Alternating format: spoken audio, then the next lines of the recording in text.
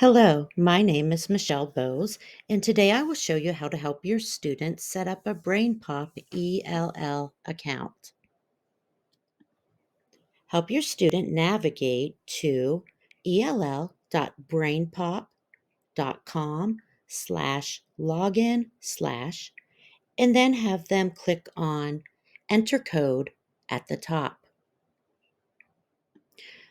Where it says Enter Code here, your student will enter the code for the class you created as the teacher, and then they will click Submit. Where your class name appears, have your student click on Create Account.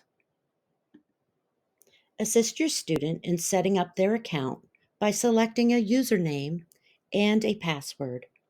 Don't forget to document each student's username and password for future reference.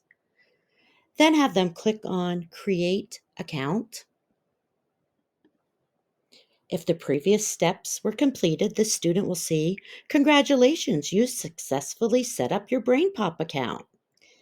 Now your student can be directed back to the login page at ell.brainpop.com/login/. This time at the top, your student will select Login. They will enter their username and their password, and they will click to log in. If you need assistance or have any questions, please reach out to me either by phone or email. Thank you.